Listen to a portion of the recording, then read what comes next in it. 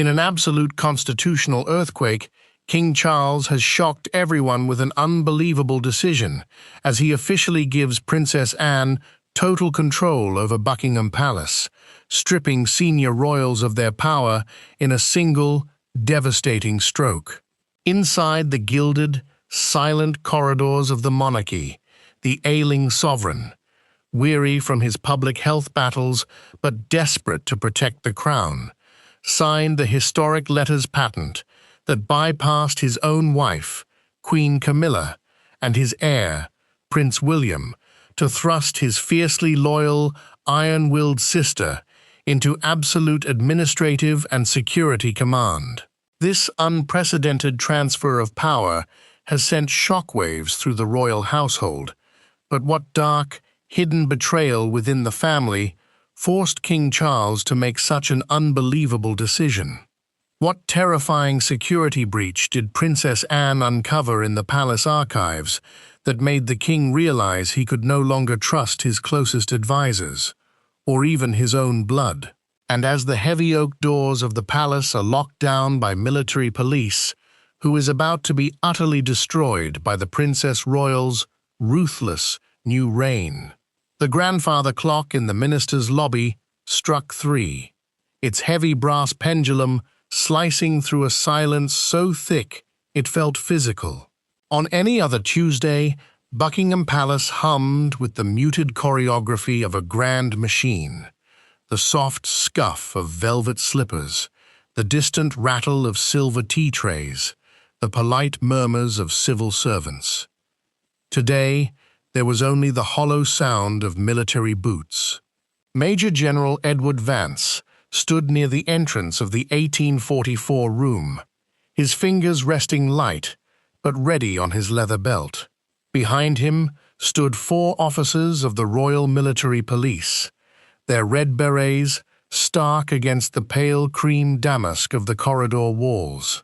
The Metropolitan Police officers, who usually guarded these doors, men who had known the royal family for decades, had been quietly relieved of duty 45 minutes prior. They had been sent to the lower courtyard without their radios. At the far end of the gallery, the elevator doors slid open with a soft chime.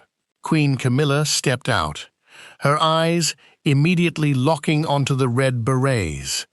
Her pace quickened, her silk dress rustling sharply. Behind her was Prince William, his stride long, his face pale, his jaw set in a hard, dangerous line. "What is the meaning of this, Edward?" Camilla asked, her voice hushed, but trembling with an undercurrent of fury.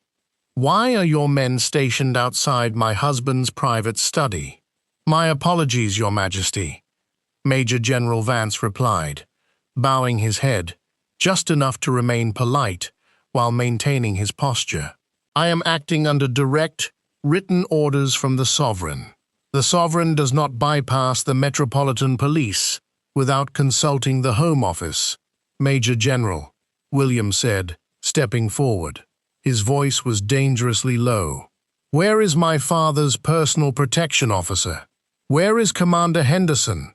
"Commander Henderson has been temporarily suspended from active duty, Your Royal Highness," Vance said, eyes not wavering.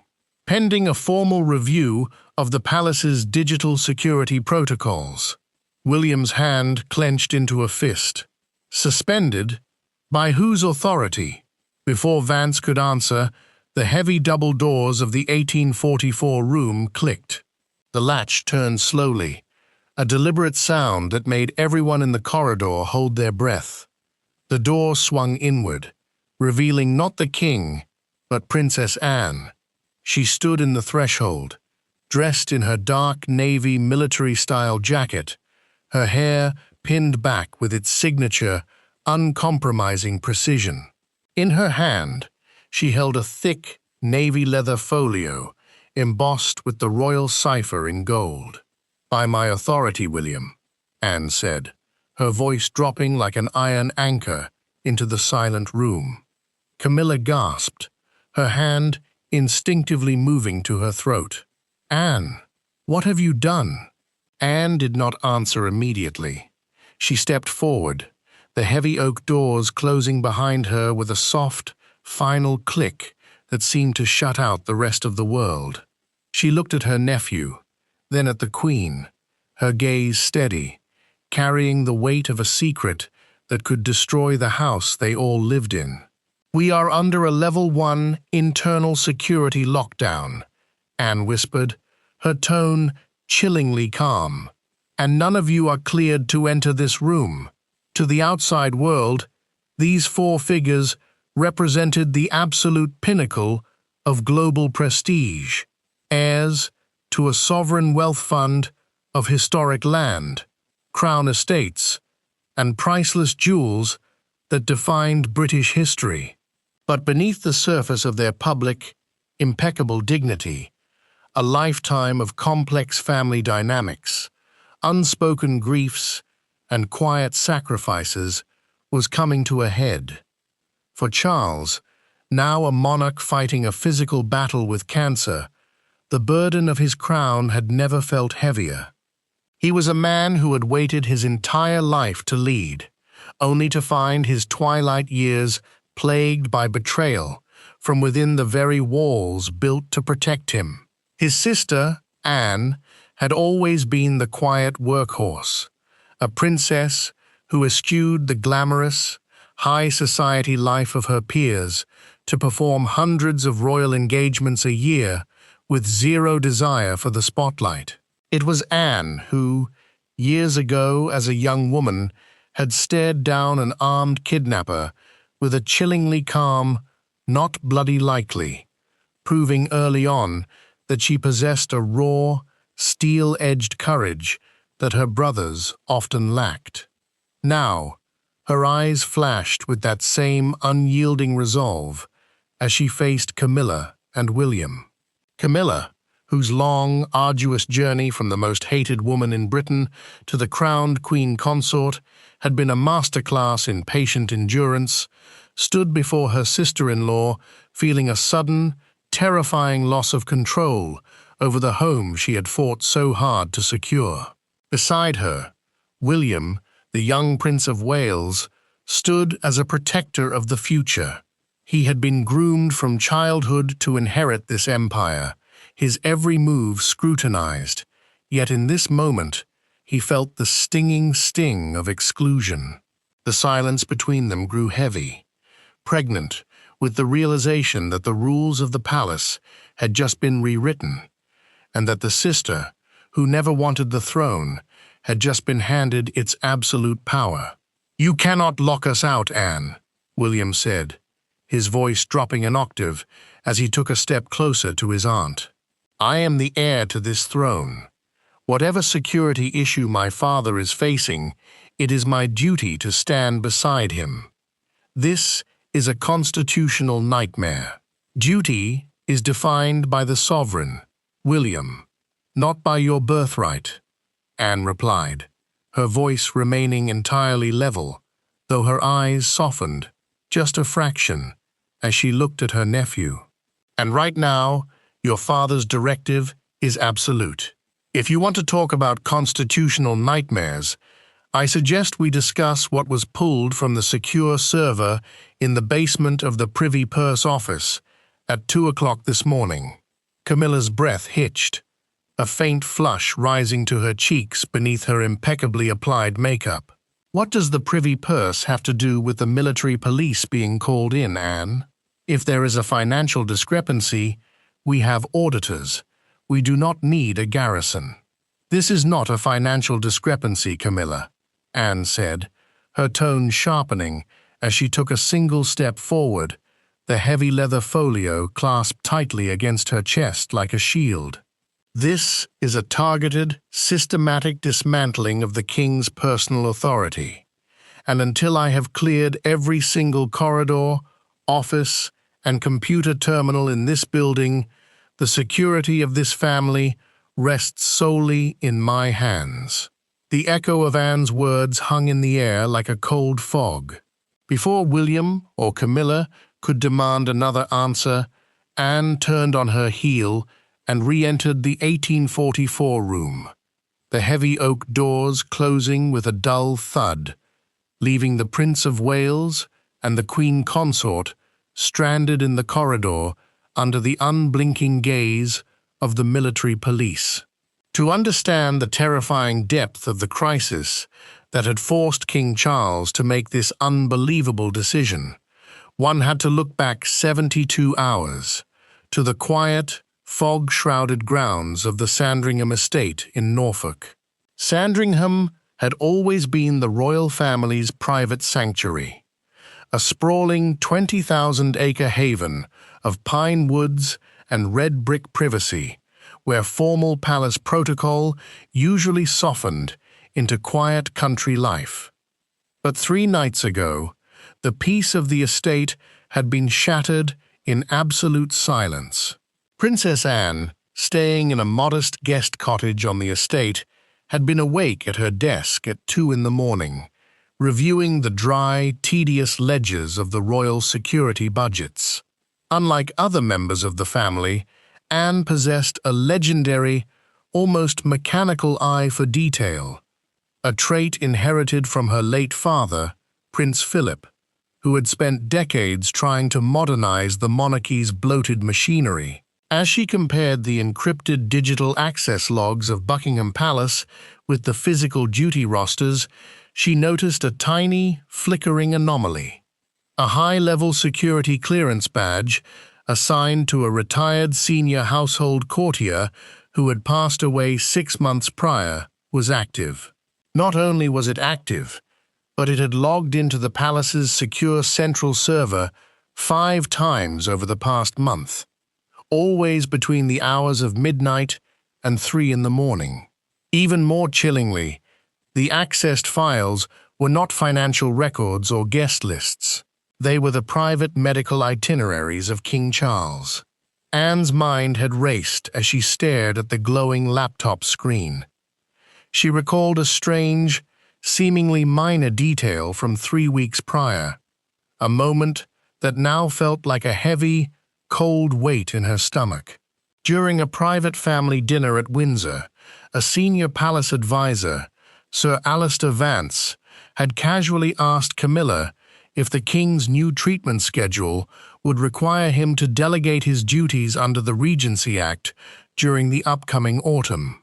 At the time, it had seemed like a question of mere administrative planning, but now the pieces of a dark puzzle were beginning to lock into place. The phantom badge had been used to download the exact times the king would be undergoing his therapy, the specific dosages of his medications, and the precise windows of time when his physical fatigue would render him most vulnerable. Anne had not called the Metropolitan Police. She knew that any standard investigation would immediately trigger a leak to the press, sparking global panic and exposing the king's physical frailty to the world. Instead, she had personally driven through the night from Norfolk to London, bypassing the main palace gates to enter through the quiet, rear entrance of the royal mews. By sunrise, she was standing in the private quarters of Buckingham Palace, waiting for her brother to wake. When Charles had entered his study, looking visibly tired but carrying himself with his usual quiet dignity, Anne had laid the digital access logs on his desk without a single word. "Charles," Anne had said, her voice unusually soft, carrying the raw, protective instinct of a sister who had spent her entire life shielding him from the shadows. "Someone inside this house is mapping your decline. They aren't just watching you, they are preparing to replace you." Charles had stared at the documents, his face turning an ashen grey. "Alistair's department? But he has been with us for 30 years, Anne. He was there when our mother—" His voice had trailed off, choked by the bitter taste of a profound, devastating betrayal. "The old guard is terrified of what happens next, Charles," Anne had replied, stepping closer, her hand resting firmly on his shoulder. "They want to control the transition.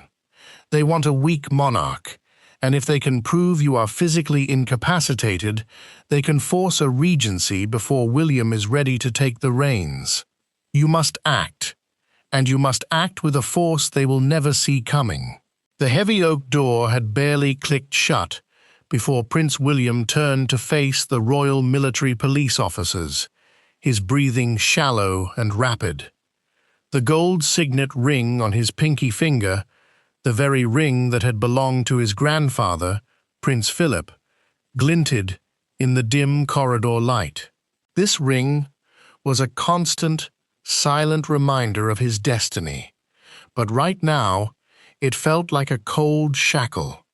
He was the Prince of Wales, yet he was being kept in the dark like an unbidden guest.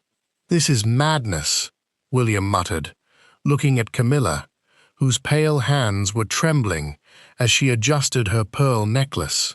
"She cannot simply lock us out of our own sovereign's chambers. If the press gets wind of military police patrolling the interior corridors, it will look like a coup." "It isn't the press I am worried about, William," Camilla whispered, her voice cracking slightly under the strain. She looked down the long gallery where portraits of past monarchs stared back with indifferent, painted eyes. Camilla had spent decades navigating the treacherous, shifting sands of court opinion, slowly building her defenses, but this sudden shift in the wind felt like a tidal wave. "Your father has been distant for weeks. I thought it was just the treatments, the exhaustion. But he has been speaking to Anne in whispers. Every time I entered the room, they fell silent."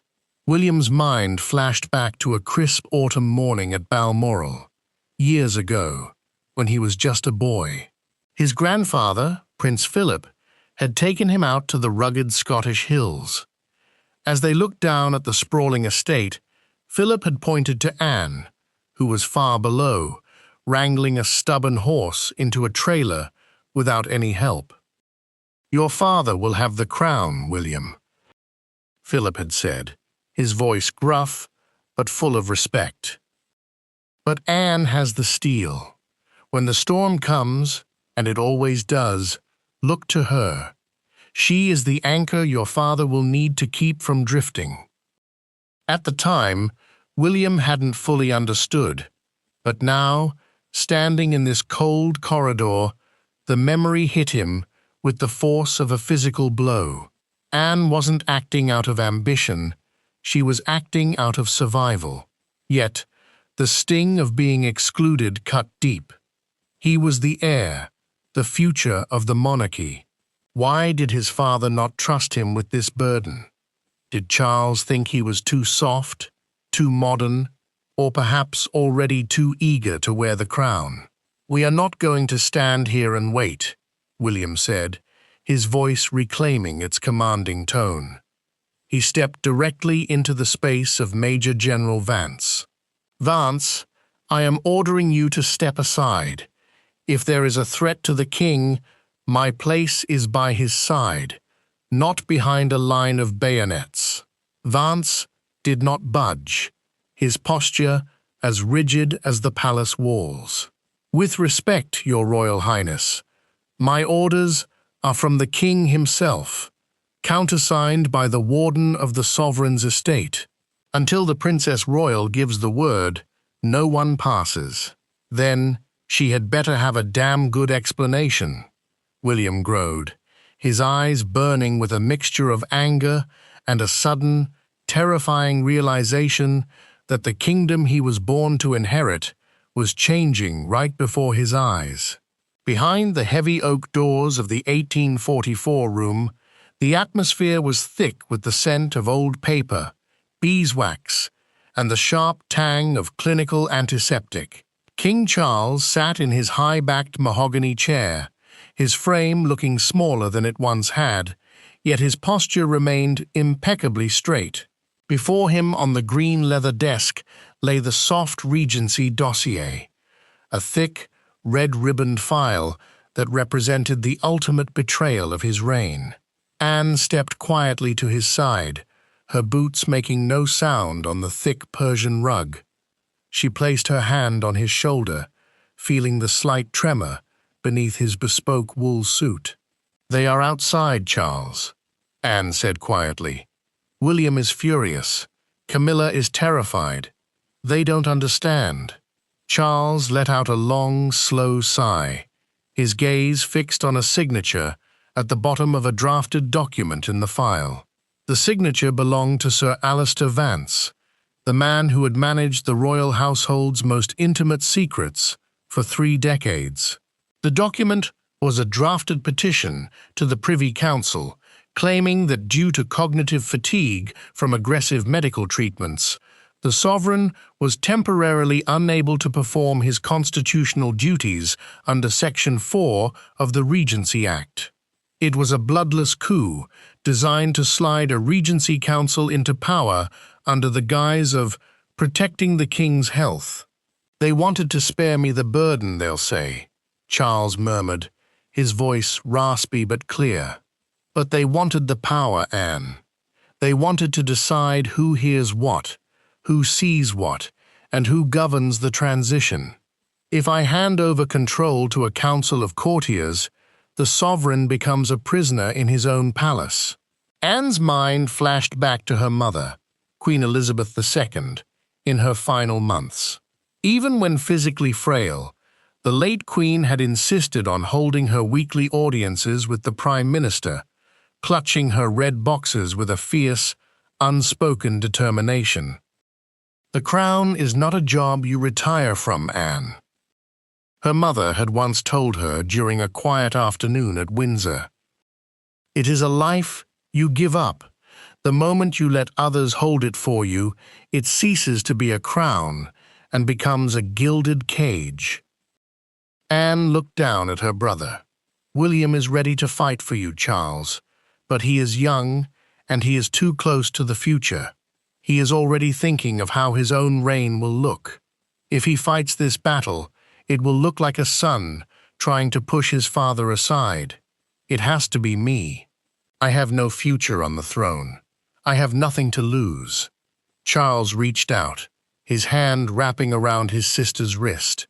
His grip was surprisingly strong, fueled by the residual fire of a man who had waited 70 years to sit in this chair, only to find the wolves circling the moment he showed vulnerability. "I have signed the letters patent, Anne," Charles said, his eyes locking onto hers with absolute, unwavering resolve. "You have total control. The finances, the security, the staff, everything. Clean the house. Do not leave a single stone unturned. If they want to fight, let them fight the Princess Royal." Anne nodded slowly, the weight of the monarchy settling onto her shoulders. She picked up the red ribbon dossier. It was time to show the conspirators that the House of Windsor was not a house to be taken. The silence in the grand corridor outside the 1844 room was broken only by the soft, rhythmic clicking of Queen Camilla's fingernails against the gold casing of her watch. She leaned back against the silk-paneled wall, her breathing shallow as she stared at the closed doors. Her mind was a chaotic storm of memories, drifting back to the early days of her relationship with Charles, when they were both cast as villains in a global tragedy. They had survived decades of public scrutiny, press hounding, and family coldness, slowly rebuilding their lives until they finally stood at the summit together as king and queen. But this new crisis was different. It was an invisible, internal poison. Camilla remembered a quiet conversation she had with Charles just 2 weeks ago in the morning room at Clarence House. He had been staring at his tea, his face pale and drawn from the grueling chemotherapy sessions. When she had tried to gently suggest taking a brief recess from his red boxes, his eyes had flashed with a rare, sudden anger. "If I stop reading them, Camilla, someone else will read them for me," he had snapped, his voice hoarse. "And once they start reading them, they will start deciding." At the time, she had brushed it off as the natural irritability of an active man frustrated by physical weakness. Now, the chilling realization washed over her. Charles had been living in silent terror of his own household. He had known, or at least suspected, that his vulnerability was being calculated as a liability. "He didn't trust me," Camilla whispered, her voice barely audible, though the raw pain in it was palpable. She looked at William, her eyes glistening. "William, he didn't tell me. I sleep in the same room. I help him stand when his joints ache. And yet, he went to Anne." William looked at his stepmother, his anger temporarily deflated by the sheer vulnerability in her face. The complex history between them, the decades of polite distance that had slowly evolved into a mutual, protective alliance for the king's sake, seemed to fade. They were both outsiders in this ancient, rigid family, bound by their love for the same man, but ultimately kept at arm's length when the crown's deepest survival mechanisms were triggered. "He wanted to protect you, Camilla," William said, though his own voice carried a bitter edge.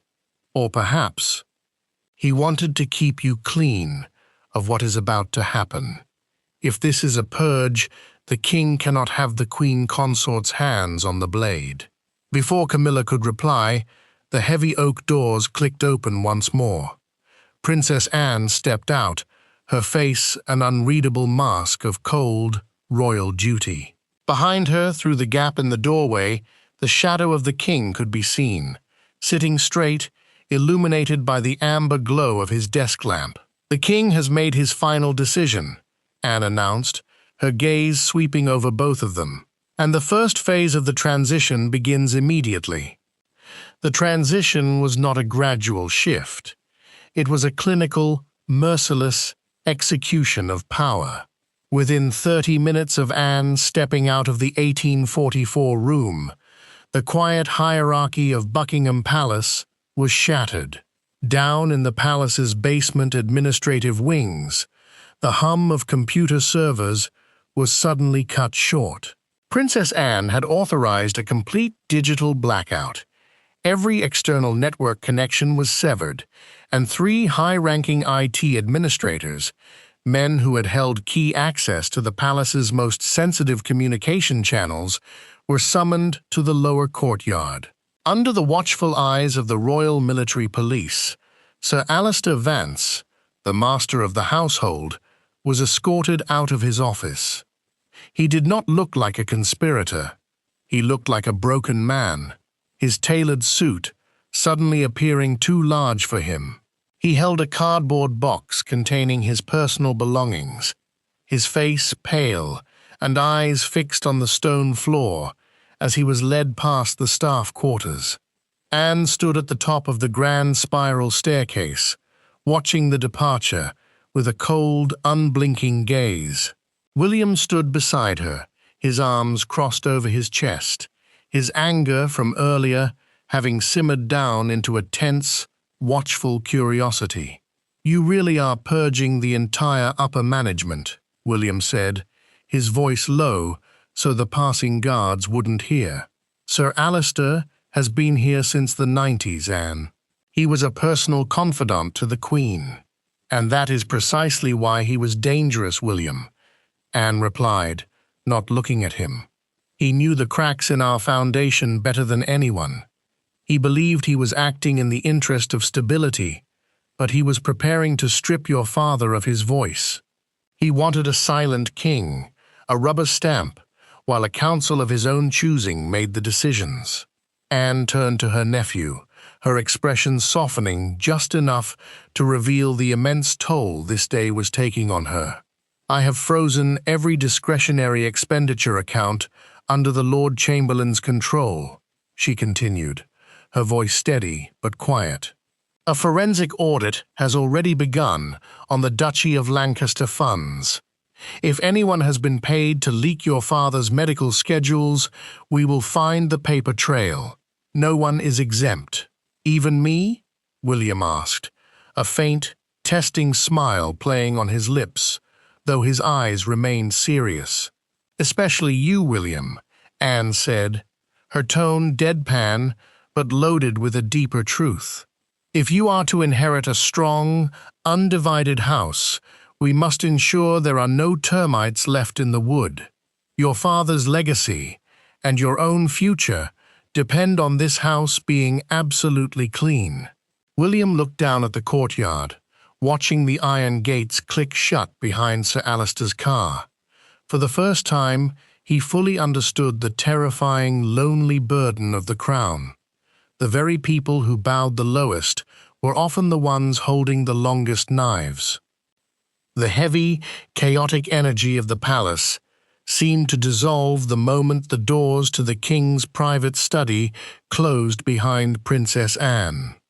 The frantic scurry of packing administrators and the sharp clicks of military heels faded into a profound, heavy silence.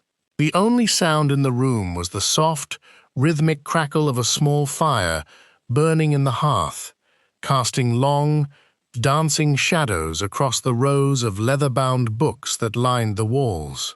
King Charles sat back in his chair, his head resting against the deep red leather. Without the cameras, the public, or the scheming courtiers watching, the mask of royal stoicism slipped. He looked incredibly frail, his skin pale and translucent under the soft light. But as Anne approached, his eyes, the same sharp, blue eyes that had witnessed over 7 decades of history, focused on her with a deep, quiet warmth. "They are gone, then?" Charles asked, his voice barely louder than a whisper. "The senior officers have been cleared, Charles," Anne said, walking over to the heavy oak sideboard to pour her brother a glass of water. She handed it to him, her fingers brushing against his. His hand was cold, and she felt a sudden, sharp pang of grief in her chest. She remembered him as a young boy running through the gardens of Clarence House, always the sensitive one, always carrying the invisible weight of a destiny he had never asked for. "I never wanted this to be your burden, Anne," Charles said softly, taking a sip. "You have spent your entire life serving the crown in the shadows, quietly, without complaint. And now, in my darkest hour, I have forced you into the firing line." Anne pulled up a simple wooden chair, bypassing the formal, high-backed armchairs, and sat directly across from him. She reached out and covered his trembling hand with her own. "Do you remember what Papa told us before the coronation?" Anne asked, a faint, rare smile touching her lips. "He said the crown is a fortress, but a fortress is only as strong as its gatekeeper. He knew you had the heart of a king, Charles, but he also knew you had a gentle soul. He told me that my job was to make sure no one ever mistook your gentleness for weakness." Charles looked down at their joined hands, a tear glinting in the corner of his eye. "I thought I could trust Alistair. I thought after all these years they saw me as a man, not just an institution. They see the crown, Charles, and they see an opportunity," Anne said, her voice firming with that familiar, steel-edged resolve. "But they forgot that we are a family. They forgot that before we were royals, we were brother and sister. I don't care about their councils, their regency acts, or their traditions. I care about you, and as long as I have breath in my body, no one will strip you of your dignity." Charles let out a long breath, the tension that had held his shoulders rigid for months finally melting away. He squeezed her hand back. In this quiet, shadow-filled room, they were no longer the king and the princess royal. They were simply 2 siblings, united against a world of gilded knives, preparing for the final, decisive strike. The next morning, the rain did not fall, but a heavy, damp mist hung low over London, wrapping the Victoria Memorial in a shroud of grey. At precisely 8 o'clock, the BBC's morning broadcast broke its scheduled programming to deliver a brief, highly polished statement from the palace press secretary. The announcer's voice was measured, projecting the ultimate illusion of stability. Buckingham Palace has announced a structural reorganization of the royal household to optimize efficiency and support the King's ongoing administrative duties. Under a new royal directive, Her Royal Highness, the Princess Royal, will assume the role of Warden of the Sovereign's estate, taking over total administrative and financial control of the palace. To the public, it sounded like a routine, sensible adjustment to ease the burden on an ailing monarch. But behind the iron gates of the palace, the atmosphere was akin to a military occupation. Princess Anne stood in the center of the Lord Chamberlain's vacated office, her silhouette framed by the towering arched windows. On the mahogany desk lay a neat stack of confiscated mobile devices, security logs, and the keys to the private royal archives.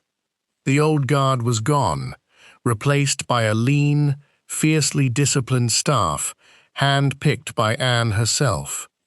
The whispering in the corridors had stopped, replaced by a tense, watchful efficiency. Every employee, from the high-ranking courtiers to the youngest kitchen staff, now understood that their loyalty was being measured not by their ancestry or their connections, but by their absolute obedience to the new warden. Prince William entered the room slowly, his boots tapping softly against the polished wood floor. He looked at his aunt, his eyes reflecting a mixture of profound respect and a lingering, uneasy concern. "The press has accepted the administrative spin," William said, stopping a few feet from her desk. "But the palace is quiet, Anne. Too quiet. People are terrified of you." "Good," Anne replied without turning around. She kept her eyes fixed on the courtyard below, where 2 military police officers were conducting a sweep of the perimeter. "Fear is a temporary necessity when trust has been broken, William. I did not take this post to be loved. I took it to ensure your father can heal without looking over his shoulder." William stepped closer, his voice dropping to a confidential whisper. "And the threat? Is it truly gone? Sir Alistair is in retirement. The server access has been revoked." Anne finally turned to face him, her expression as unyielding as the stone walls of the fortress they inhabited. She reached into her pocket and pulled out a small, encrypted USB drive, the one recovered from the private safe of the Deputy Master of the Household just hours ago. She held it up between 2 fingers. "The server access was revoked, yes," Anne said, her voice dropping to a chilling, quiet register that made William's heart skip a beat. "But this drive contains an outgoing data transmission from last night, long after Alistair was escorted from the grounds. Someone inside this family is still transmitting your father's private medical details to an offshore server. The purge isn't over, William." William stared at the small black device, the cold reality of her words washing over him. The battle for the crown had not ended with the signing of the document. It had only just begun. "Who?" William whispered. Anne slipped the drive back into her pocket, her eyes locking onto his with a gaze that held the secrets of 1,000 years of royalty. "That is what you and I are going to find out. Together,